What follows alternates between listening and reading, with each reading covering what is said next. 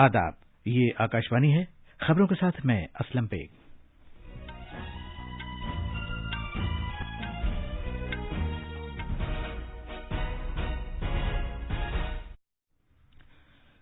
वजीर-ए-आज़म नरेंद्र मोदी गुजरात के 2 दिन के दौरे पर हैं। उन्होंने नर्मदा जिले में केवड़िया के मकाम पर आरोग्य वन का इफ्तिताह किया।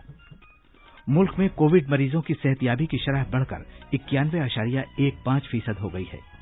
बिहार में दूसरे मरहले के तहत 94 सीटों पर असेंबली इंतखाबात के लिए चुनाव मुहिम में तेजी आ रही है। यहां 3 नवंबर को इंतखाबात होने हैं।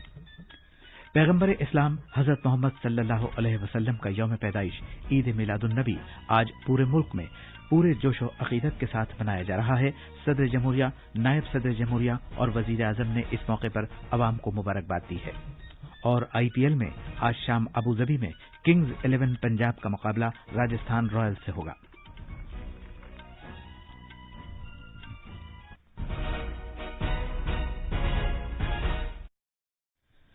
वजीर-ए-आज़म नरेंद्र मोदी ने अब से कुछ देर पहले गुजरात के नर्मदा जिले में केवड़िया के मकाम पर आरोग्य वन का इफ्तिताह किया। उन्होंने आरोग्य कुटीर का भी दौरा किया, जहां उन्हें इस प्रोजेक्ट के बारे में बताया गया। आरोग्य वन केवड़िया में 17 एकड़ रकबे में कायम किया गया है, जिसका मकसद योग, आयुर्वेद और ध्यान के बारे में बेदारी में इजाफा करना है। आरोग्य वन में पौधों और दरख्तों की ऐसी 380 किस्में हैं जिनकी तिब्बी मैदान में काफी कदर कीमत है। केरला की नेचुरल थेरेपी के अलावा यादगारी चीजों की दुकानें और कैफेटेरिया भी इस आरोग्य वन प्रोजेक्ट का हिस्सा हैं। हमारे नामनिगार ने बताया है कि वजीर आजम केवड़िया के करीब मुजस्समा इत्तेहाद के अहाते में तकरीबन 17 मुख्तलिफ प्रोजेक्टों का इफ्तिताह करेंगे और 4 प्रोजेक्टों का संग बुनियाद रखेंगे। अपने दौरे में जनाब मोदी भारत के मर्द आहन सरदार वल्लभ भाई पटेल के कल 145वें यौम पैदाइश पर उन्हें खिराज अकीदत भी पेश करेंगे। वो एकता परेड में भी हिस्सा लेंगे, जो राष्ट्रीय एकता दिवस के मौके पर मुजस्समा इत्तेहाद पर मुनक़िद की जाएगी। इससे पहले वजीर आजम नरेंद्र मोदी गुजरात के 2 रोजा दौरे पर आज सुबह अहमदाबाद पहुंचे। हवाई अड्डे पर उनका इस्तकबाल गुजरात के गवर्नर आचार्य देवव्रत, वजीर आला विजय रूपानी और दीगर सीनियर अफसरान ने किया। उन्होंने गांधीनगर जाकर साबिक वजीर आला केशुभाई पटेल को खिराज अकीदत पेश किया, जिनका कल इंतकाल हो गया था।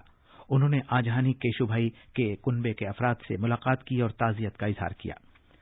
वजीर आजम मोदी ने आजहानी महेश कुमार और नरेश कनोडिया के कुनबे के अफराद से भी मुलाकात की। ये दोनों भाई आर्टिस्ट थे और सियासत के मैदान में दाखिल हो गए थे। इन दोनों का हाल ही में इंतकाल हो गया था। जनाब मोदी ने आजहानी महेश और नरेश कनोडिया के कुनबे के अफराद से ताजियत का इजहार किया। भारत में कोविड-19 के जेर इलाज मरीजों की तादाद आज 6 लाख से कम हो गई। फिलहाल मुल्क में जेर इलाज मरीजों की मजमूई तादाद 5,94,000 है। सेहत की वजारत ने कहा है कि सेहतयाब होते हुए मरीजों की तादाद में लगातार इजाफे की वजह से इस बात की यकीन दहानी हो गई है कि मुल्क में असल केसों की तादाद में कमी आई है और फिलहाल ये तादाद जांच के बाद मुतासिर पाए जाने वाले मरीजों की कुल तादाद का महज 7.35% है। मुल्क में कोविड-19 के मरीजों की सेहतयाबी की शरह बढ़कर 91.15% हो गई है। पिछले 24 घंटे में कोविड-19 के 57,000 से ज्यादा मरीज रूब सेहत हुए हैं। अब कुल सेहतयाब मरीजों की तादाद 73,73,000 से ज्यादा हो गई है। पिछले 24 घंटे में 48,648 नए केसों की इत्तला मिली है, जिसके बाद मुल्क में जांच के बाद मुतासिर पाए जाने वाले मरीजों की तादाद मजमूई तौर पर 80,88,000 से ज्यादा हो गई है। भारत में फिलहाल शरह अमवात 1.50% है, जो दुनिया में सबसे कम फीसद है। पिछले 24 घंटे में 563 अमवात की खबर मिली है, जिसके बाद इस बीमारी से मरने वालों की तादाद 1,21,090 हो गई है।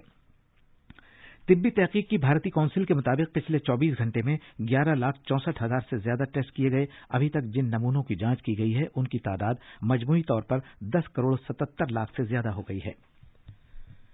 बिहार में दूसरे और तीसरे मरहले के असेंबली इंतखाबात के लिए चुनाव मुहिम जोरों पर है।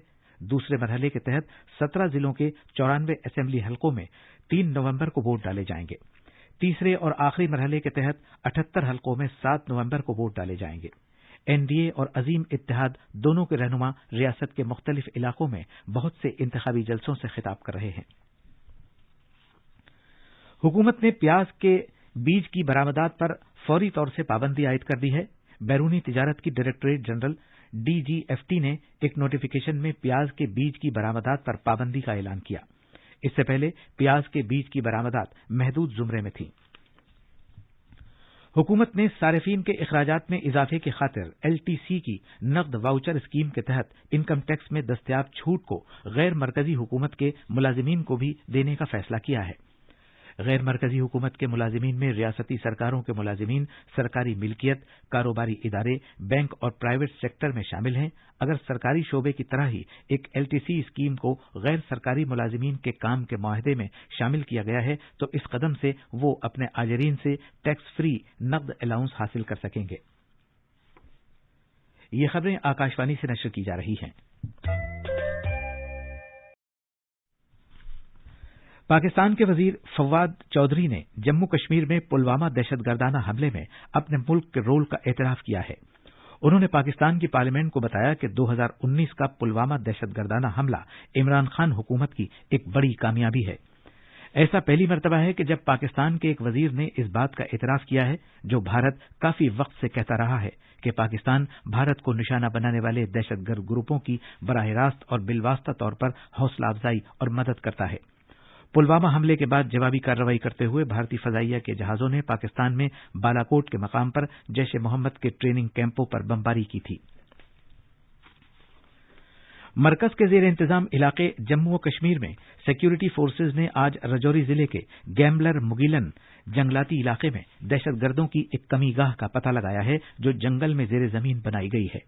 ہمارے نمائندے نے اطلاع دی ہے کہ خصوصی اطلاع کی بنیاد پر جموں و کشمیر پولیس اور راشٹریہ رائفلز کی 38ویں بٹالین کی مشترکہ ٹیم نے علاقے کا محاصرہ کر کے تلاشی کی کارروائی شروع کی اور بڑی تعداد میں اسلحہ اور گولہ بارود اور دھماکہ خیز مادہ برآمد کیا جو ان لوگوں نے اپنی کمی گاہ میں چھپا رکھا تھا۔ سینئر پولیس سپرنٹینڈنٹ رجوری چندن کوہلی نے کہا کہ مشترکہ ٹیم کے سپرنٹینڈنٹ نے اس کمی گاہ کا پتہ لگایا۔ علاقے میں تلاشی کی کارروائی جاری ہے۔ پولیس نے قانون کی متعلقہ دفعات کے تحت منجا کوٹ پولیس تھانے میں FIR درج کیے جانے کے بعد معاملے کی تحقیقات بھی شروع کی ہے۔